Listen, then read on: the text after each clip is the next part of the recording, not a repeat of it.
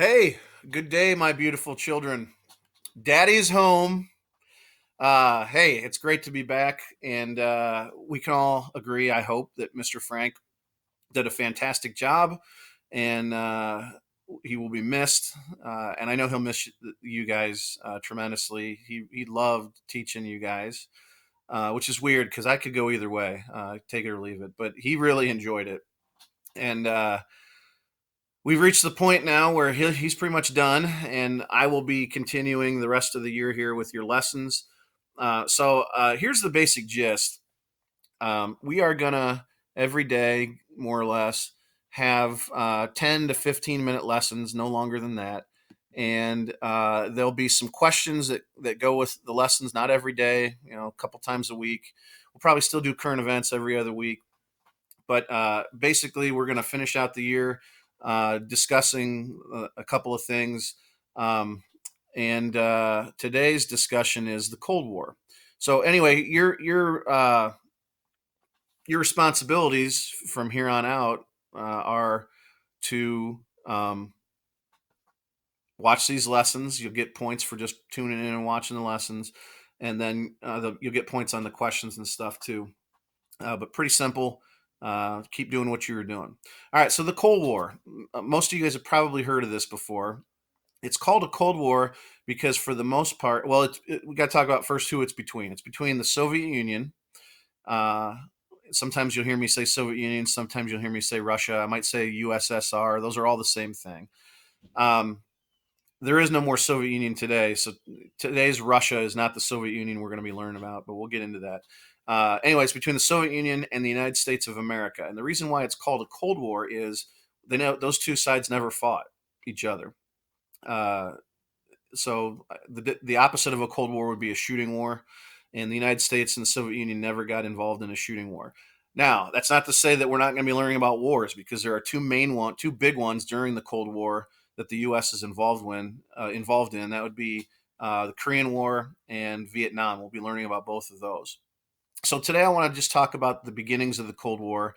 And the Cold War is an era. It lasts between 1945, that's the end of World War II, and it ends in the late 80s. So, Mr. Hudak, I was in high school when this thing kind of ended. So I grew up during the last part of the Cold War, and I'll be able to talk from experience about some of the things that took place during this time.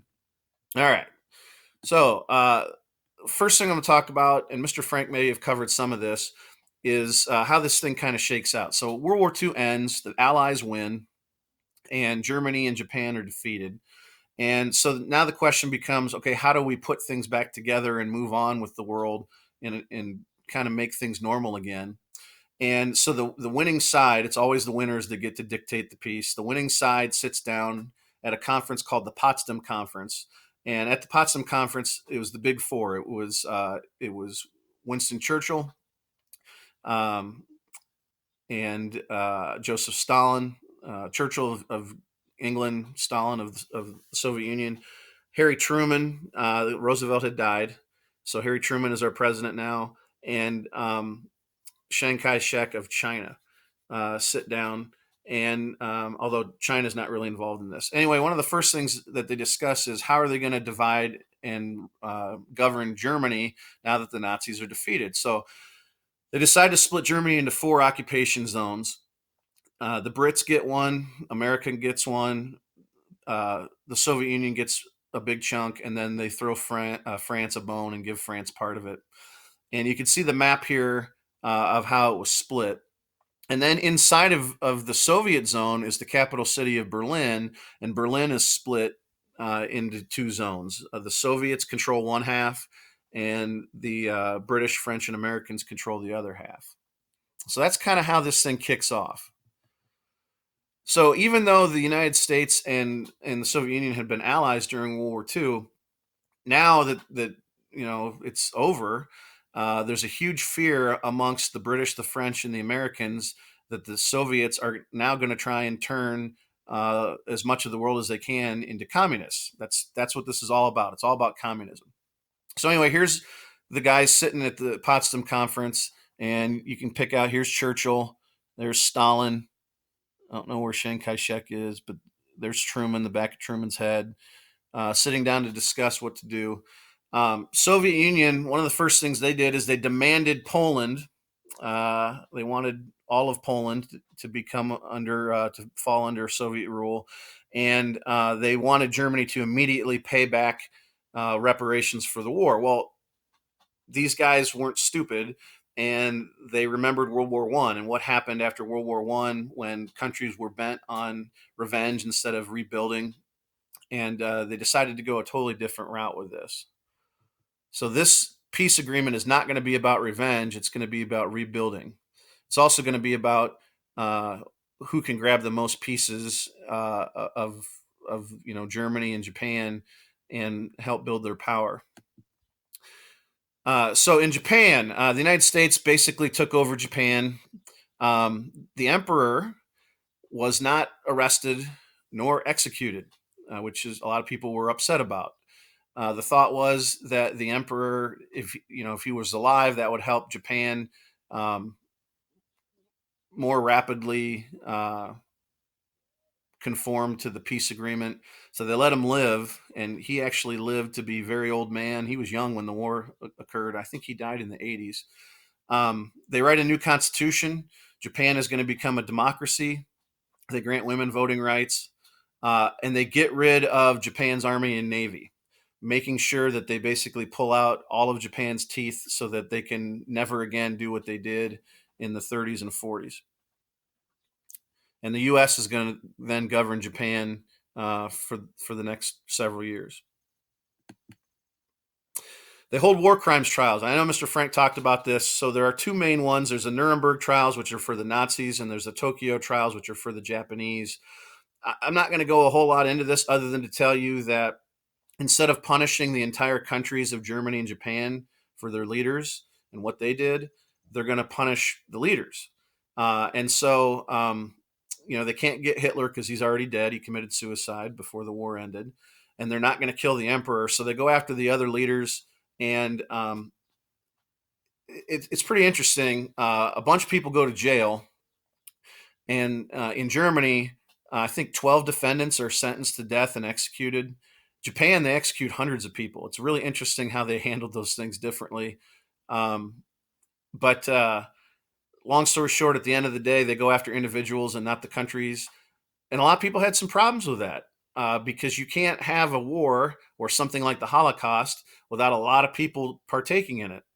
And so the feeling was, a lot of people are going to get out of this and for not be punished for the terrible things that they took part in, and that's true. I don't know how else to tell you. That is true. There were people that did terrible, unspeakable things during the war on both sides, but mainly Nazi Germany and Imperial Japan, and got away with it. They never went to prison or were brought to trial for their crimes.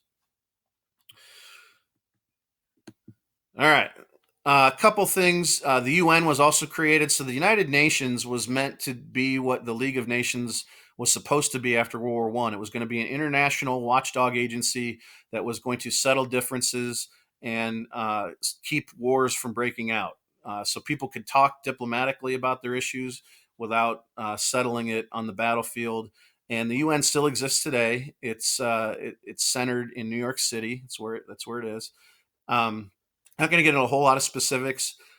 Some people think the UN is a great thing, and some people think it is worthless because even though people talk, at the end of the day, they have no real power to hold people accountable or make them do things. There are 5 permanent members that sit on the council, the Security Council. That's the United States, England, Great Britain, France, China, and Russia, and they still are the 5 permanent members today. And then there's a rotating group of Security Council members, and I couldn't tell. I wish I should know this. I don't. How many years they stay on it and how it works, but that's basically it. The thing you need to understand about this is, if even one member of the 5 permanent members votes against a resolution in the UN, it kills it immediately. So think about that for a minute. When are China and Russia and the U.S. ever going to agree on anything? So that's why a lot of people think that the United Nations is worthless because they can't do a whole lot because of the way it's set up. I'll let you decide that for yourself. Last thing I want to talk about is this. This is huge. So after World War II, All of the displaced Jews of Europe who were driven out during the Holocaust, they didn't want to go home. And would you? I mean, think about that for a minute. All the terrible things that happened to the Jews of Europe, many of them did not want to return home. They had no other place to go. So the UN created Israel. Israel as a nation didn't exist until the 50s. It's created by the United Nations out of land that was had historically belonged to the Jewish people, and it gave them a home. There's a problem there. The problem was that there were people living there that had lived there for hundreds and hundreds of years, and were now going to be displaced. So this would be exactly like if somebody knocked on your door tonight and said, "Hey, I'm from the Iroquois tribe, and our ancestors used to live here, and now you do, and the government has given us your house. Beat it."